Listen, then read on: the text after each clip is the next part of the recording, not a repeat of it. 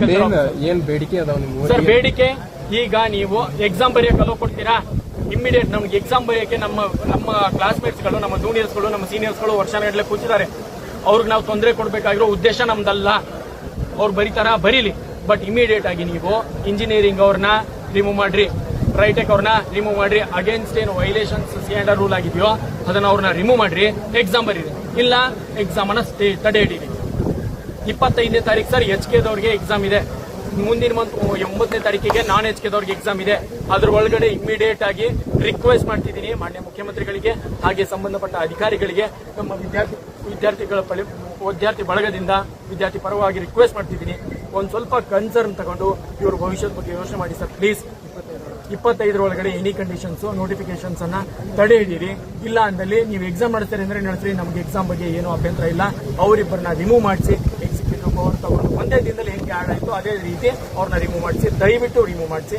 ಇದೇ ನಮ್ಮ ಬೇಡಿಕೆ. ಮತ್ತೆ ಇನ್ನೊಂದು ಬೇಡಿಕೆ ಏನಂತಂದ್ರೆ, ಇನ್ಮೇಲೆ ಎಕ್ಸಾಮು ಕಂಡಕ್ಟ್ ಮಾಡೋದಾದ್ರೆ ಐಕಾರ್ ಅಂತ ಹೇಳ್ತೀವಿ ಸರ್, ICAR accredited ICAR Indian council of agriculture research ಅದರ ಥ್ರೂ ಮಾನ್ಯತೆ ಪಡೆದಂತ ಅಗ್ರಿ ಕಾಲೇಜುಗಳಿಗೆ ಮಾತ್ರ AO ಎಕ್ಸಾಮ್ ಬರೆಯಕ್ಕೆ ಅಲೋ ಮಾಡಿಕೊಟ್ಟಿದ್ದೀವಿ. ಮೊದಲನೇದು ಆಯ್ತಾ. ಇನ್ಮೇಲೆ ಪ್ರೈವೇಟ್ ಕಾಲೇಜು, ಅಫಿಲಿಯೇಟೆಡ್ ಕಾಲೇಜುಗಳಿಗೆ ನಮ್ಮ ವಿದ್ಯಾರ್ಥಿ ಪರವಾಗಿ ಧಿಕ್ಕಾರ ಇರುತ್ತೆ. ಮಾನಿಟರ್ ಸರ್, ಒಂದೇ ವರ್ಷಕ್ಕೆ ಒಂದು ಅಫಿಲಿಯೇಟೆಡ್ ಕಾಲೇಜ್ ತೆಗೆದಿದ್ದೀರಾ, ಅದನ್ನ ವಿತೌಟ್ ಮಾನಿಟರ್ ಮಾಡಲಾದ್ರೆ ನೀವು ನೆಕ್ಸ್ಟ್ ಇಯರ್ 5-10 ಕಾಲೇಜ್ಗಳನ್ನ ಹೆಂಗ್ ಮಾಡಿದಿರಿ, ಹೆಂಗ್ ಅಪ್ರೂವ್ ಮಾಡಿದಿರಿ? ಒಂದು ಕಾಲೇಜನ್ನ ಅಪ್ರೂವಲ್ ಮಾಡಿದಾದ್ಮೇಲೆ ಅದರ ಅನಾಲಿಸಿಸ್ ಮಾಡ್ಬೇಕಲ್ಲ, ಅದ್ರ ಬೆಳವಣಿಗೆ ಮಾಡಬೇಕು, ಅದ್ರ ವಿದ್ಯಾರ್ಥಿಗಳಿಗೆ ಏಳಿಗೆ ಇದೆ ಅಂತ ನೋಡ್ಬೇಕು, ರಿಸರ್ಚ್ ಎಷ್ಟಾಗಿದೆ ಅಂತ ನೋಡ್ಬೇಕು. ಅದನ್ನ ಬಿಟ್ಬಿಟ್ಟು ಒಂದೇ ವರ್ಷಕ್ಕೆ ನೀವು ಇನ್ನೂ ಫಸ್ಟ್ ಇಯರ್ಸ್ ಇದ್ದಾರೆ, ಅದನ್ನ ಬಿಟ್ಬಿಟ್ಟು ಅಫಿಲಿಯೇಟೆಡ್ ನೀವು ಒಂದೇ ವರ್ಷಕ್ಕೆ 100 ಕಾಲೇಜ್ಗಳನ್ನ ಕೊಡ್ತಿದ್ದೀರಿ. ಯಾಕೆ? ಸೊ ಪ್ರೈವೇಟ್ ಕಾಲೇಜ್ಗಳಿಗೂ ಅಫಿಲಿಯೇಟೆಡ್ ಕಾಲೇಜ್ಗಳಿಗೂ ನಮ್ಮ ಧಿಕ್ಕಾರ. ಒಳ್ಳೆ ನಿಮ್ಮ ಇದಕ್ಕೆ ಸರ್ಕಾರ ಸ್ಪಂದಿಸ್ತಿದ್ರೆ ಮುಂದೆ ಸರ್ ವಿಪರೀತ ಹೋರಾಟ ಆಗತ್ತೆ. ಇದು ಒಂದೇ ಅಲ್ಲ, ನಾವು ಒಬ್ಬರೇ ನಡೆಸಿಲ್ಲ ಸರ್, ಎಲ್ಲಾ ಫಾರ್ಮ್ ಯೂನಿವರ್ಸಿಟಿಗಳು ಇದಕ್ಕೆ ಆಲ್ ಓವರ್ ಕರ್ನಾಟಕ ಇದಕ್ಕೆ ನಡೆಸಿದ್ದಾರೆ. ಇದಕ್ಕೆ ವಿದ್ಯಾರ್ಥಿಗಳು ತುಂಬಾ ಶಾಂತ ರೀತಿಯಾಗಿ ನಾವು ಪ್ರೊಟೆಸ್ಟ್ ಮಾಡ್ತಿದ್ದೀವಿ ಸರ್. ಎಲ್ಲರೂ ಅಟ್ ಎ ಟೈಮ್ ಇವತ್ತು ಕೂತ್ಕೊಂತಿದ್ದೀವಿ. ಇವತ್ತಿನ ಮನವಿ ನಾವು ಗೌರ್ಮೆಂಟ್ ಸಲ್ಲಿಸ್ತಿದ್ದೀವಿ. ಇದು ವಿಪರೀತಕ್ಕೆ ಹೋದೆ, ವ್ಯತಿರಿತ ಆಯ್ತಂತಂದ್ರೆ, ಏನೋ ಒಂದು ಅನಾಹುತ ಆಯ್ತಂದ್ರೆ ನೇರವಾಗಿ ನೀವೇ ಹೊಣೆಗಳು, ಅಧಿಕಾರಿಗಳೇ ಹೊಣೆಗಳು. ವಿದ್ಯಾರ್ಥಿಗಳು ಉಪವಾಸ ಕೂತ್ಕೊಂತೀವಿ ಸರ್. ಇನ್ನು 3 ದಿನ ನೀವು ಎಷ್ಟರವರೆಗೂ ನಾವು ಮನವಿಯನ್ನ ಕೊಡ್ತಿದೀವಿ, ಕಾಯ್ತೀವಿ. ಇನ್ನೊಂದು 2-3 ದಿನ ಹೀಗೆ ಪ್ರತಿಭಟನೆ ಮುಂದುವರಿಸ್ತೀವಿ. ಇದಾದ್ಮೇಲೆ ಉಪವಾಸ ಸತ್ಯಾಗ್ರಹ ಕೂತ್ಕೊಂತೀವಿ.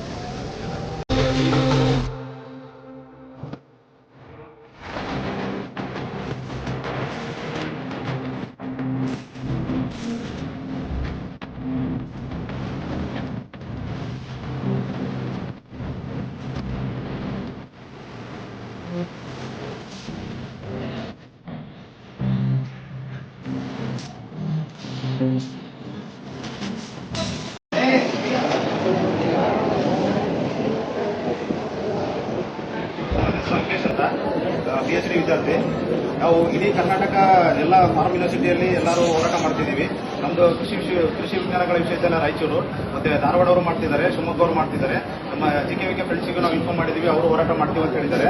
ಸೊ ನಾವು ಇಲ್ಲಿ ಏನು ಹೋರಾಟ ಮಾಡ್ತಿದ್ದೀವಿ ಅಂದ್ರೆ, ಇಲ್ಲಿ KA ಅವರು ಮತ್ತೆ ಅಗ್ರಿಕಲ್ಚರ್ ಡಿಪಾರ್ಟ್ಮೆಂಟ್ ಅವರು ಮತ್ತೆ ಸರ್ಕಾರದವರು ಮೋಸ ಮಾಡ್ತಿದ್ದಾರೆ ಸರ್. ಯಾಕಂದ್ರೆ ಈಗ ಸುಪ್ರೀಂ ಕೋರ್ಟ್ ಒಂದು ಆರ್ಡರ್ ಇದೆ ಸರ್, 10/4/2025 ಸುಪ್ರೀಂ ಕೋರ್ಟ್ ಒಂದು ಜಡ್ಜ್ಮೆಂಟ್ ಕೊಟ್ಟಿದ್ದಾರೆ. ನೀವು ಯಾವುದೇ ಒಂದು ಫ್ರೆಶ್ ನೋಟಿಫಿಕೇಶನ್ ಮಾಡಿದ್ಮೇಲೆ ಮತ್ತೆ ಮಿಡಲ್ ಅಲ್ಲಿ ನೀವು ಯಾವುದೇ ಒಂದು ಸರ್ಕಾರದ ಆದೇಶ ಆಗಿರ್ಬೋದು, ಸರ್ಕ್ಯುಲರ್ ಆಗಿರ್ಬೋದು ಸೇರಿಸ್ಕೊಂಡು ನೀವು ಯಾವುದೇ ಒಂದು ಬದಲಾವಣೆ ಮಾಡೋಕೆ ಅವಕಾಶ ಇಲ್ಲ ಅಂತ ಕ್ಲಿಯರ್ ಆಗಿ ಹೇಳಿದ್ದಾರೆ ಸರ್. ಮತ್ತೆ ನಮ್ಮ ಅಗ್ರಿಕಲ್ಚರ್ ಡಿಪಾರ್ಟ್ಮೆಂಟ್ ಅಲ್ಲಿ 2021ರಲ್ಲಿ ಒಂದು C&R ಬಂದಿದೆ ಸರ್. ಅದರಲ್ಲಿ ಹೇಳ್ತಾರೆ ICAR ಇಂದ ಮತ್ತೆ AICTE ಇಂದ ಮಾನ್ಯತೆ ಪಡೆದಂತ ಒಂದು ಕೃಷಿ ಪದವೀಧರರು ಮಾತ್ರ ಕೃಷಿ ಅಧಿಕಾರಿ ಮತ್ತು ಸಹಾಯಕ ಕೃಷಿ ಅಧಿಕಾರಿ ಪೋಸ್ಟ್ಗೆ ಎಲಿಜಿಬಿಲಿಟಿ ಇದ್ದಾರೆ ಅಂತ ಅವ್ರು ಹೇಳ್ತಾರೆ ಸರ್. ಅದು C&R ಅಲ್ಲೇ ಇದೆ. KA ಅವರು, ಅಗ್ರಿಕಲ್ಚರ್ ಡಿಪಾರ್ಟ್ಮೆಂಟ್ ಅವರು ಮತ್ತು ಸರ್ಕಾರದವರು ಯಾವುದೋ ಒಂದು ಕಾಣದ ಕೈಗಳಿಗೆ, ಯಾವುದೋ ಒಂದು ಆಮಿಷಕ್ಕೆ ಒಳಗಾಗಿ ನಮ್ಮ ಕೃಷಿ ಪದವೀಧರರ ಒಂದು ಜೀವನವನ್ನ ಬಲಿ ಕೊಡ್ತಿದ್ದಾರೆ. ಈಗ ಇನ್ನೊಂದು ಸರ್, ಈಗ ರೈಟೆಕ್ ಅವರು ಸೇರಿಸಿದಾರಲ್ಲ, ಅವರು ಪ್ರೈವೇಟ್ ಅಗ್ರಿಕಲ್ಚರ್ ಕಾಲೇಜ್ ಸರ್, ಅದು ICAR ಇಂದ ಮಾನ್ಯತೆ ಪಡೆದಿಲ್ಲ. ಮತ್ತೆ BE ಬೈಟೆಕ್ ಅಂತ ಸೇರಿಸಿದ್ದಾರೆ ಸರ್, ಅವ್ರದ್ದು ಕೂಡ ಈಗ C&R ಇಲ್ಲ. ಮತ್ತೆ ಅವರಿಗೆ ಯಾವುದೇ ತರ ICAR ಇಂದ ಮಾನ್ಯತೆ ಪಡೆದಿರೋದು ಇಲ್ಲ. ಮತ್ತೆ ಖಾಸಗಿ ಕೃಷಿ ಕಾಲೇಜುಗಳನ್ನು ಸ್ಟಾರ್ಟ್ ಮಾಡಿದ್ದಾರೆ ಸರ್. ಈಗ 12 ಖಾಸಗಿ ಕೃಷಿ ಕಾಲೇಜುಗಳನ್ನ ಸ್ಟಾರ್ಟ್ ಮಾಡಿದ್ದಾರೆ.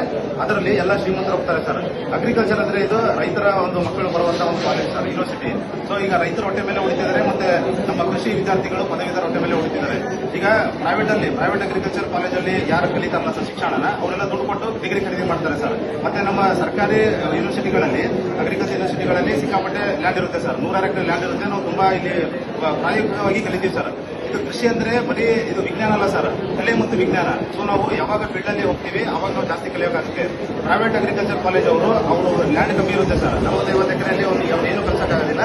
ಅವರ ಒಂದು ಶಿಕ್ಷಣ ಕ್ಲಾಸ್ ರೂಮಿಗೆ ಮಾತ್ರ ಸೀಮಿತ ಆಗಿರುತ್ತೆ ಸರ್. ಹಾಗಾಗಿ ನಾವು ಈ ಖಾಸಗಿ ಕಾಲೇಜುಗಳನ್ನು ಕೂಡ ನಾವು ಧಿಕ್ಕಾರ ಮಾಡ್ತೀವಿ.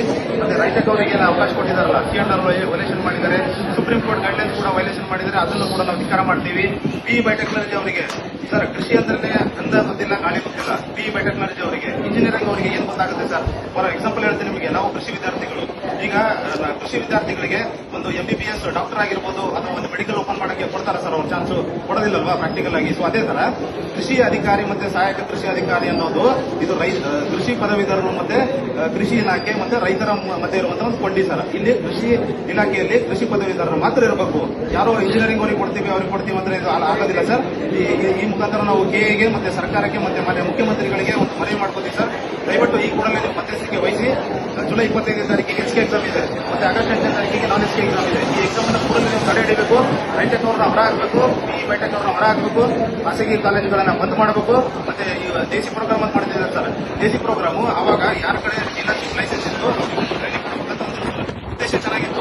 ಏನ್ ಮಾಡ್ತಿದ್ದಾರೆ, 10th ಪಾಸ್ ಆದವರಿಗೆ ಮತ್ತೆ PUC ಪಾಸ್ ಆದವರಿಗೆ ಆ ಒಂದು ಲೈಸೆನ್ಸ್ ಅನ್ನು ಕೊಡ್ತಿದ್ದಾರೆ ಸರ್. ಮತ್ತೆ ನಾವು 4 ವರ್ಷ ಕೃಷಿ ಪದವಿ ಪಡ್ಕೊಂಡಿರ್ತೀವಲ್ಲ ಸರ್, ನಾವೆಲ್ಲ ಹೋಗ್ಬೇಕು ಸರ್.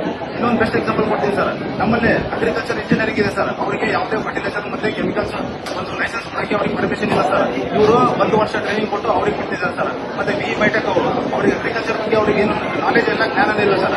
ಈ ಒಂದು ಅಗ್ರಿಕಲ್ಚರ್ ಅನ್ನ ಹಾಳು ಮಾಡುವಂತ ಸರ್ಕಾರದ ಧೋರಣೆ ನಾವು ಖಂಡಿಸ್ತೀವಿ ಸರ್. ಮತ್ತೆ ಇದಕ್ಕೆಲ್ಲ ನಾವು ಎಲ್ಲ ರೈತ ಬಾಂಧವರ ಸಪೋರ್ಟ್ ಕೂಡ ಕೇಳ್ತೀವಿ. ಯಾಕಂದ್ರೆ ರೈತರು ಮುಗ್ಧರು ಸರ್.